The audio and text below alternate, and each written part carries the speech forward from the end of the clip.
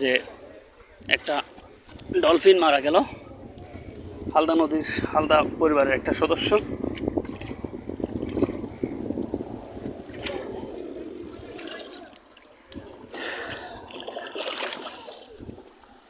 এটা আসলে হালদা নদীর স্বাস্থ্য যে ভালো এটা একটা ইন্ডিকেটর হচ্ছে এই ডলফিন এখানে থাকে, কিন্তু নদীর স্বাস্থ্য যে আমরা ধ্বংস করে ফেলছি সেটার একটা ইন্ডিকেটর যে আমরা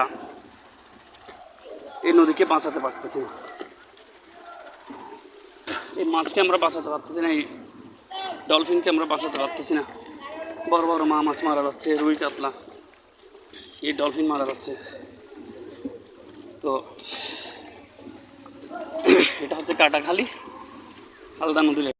আসসালামু আলাইকুম, আমি আলী চৌধুরী, আমার সাথে হালদা নৌ পুলিশ ফাঁড়ির প্রধান রমজান ভাই আর মুজিব ভাই আছেন, সাথে আমার ভাইয়ের নাম তাপস ভাই, আর আপনার মোহাম্মদ ইকবাল।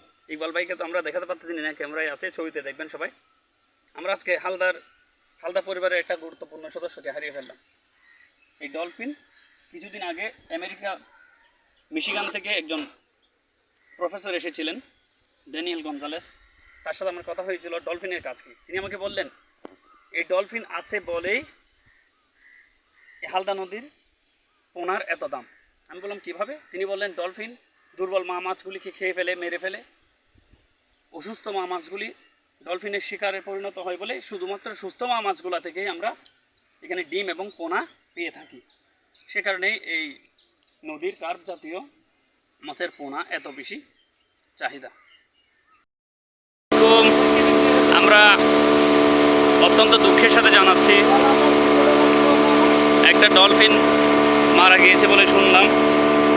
হৃদয় ভারাক্রান্ত আমাদের। আমরা স্পিডবোট নিয়ে পুলিশের হালদা নৌ পুলিশের স্পিডবোট নিয়ে পুলিশ ফাঁড়ির প্রধান রমজান ভাইয়ের সাথে আমার সাথে আছে মুজিবুর রহমান ভাই।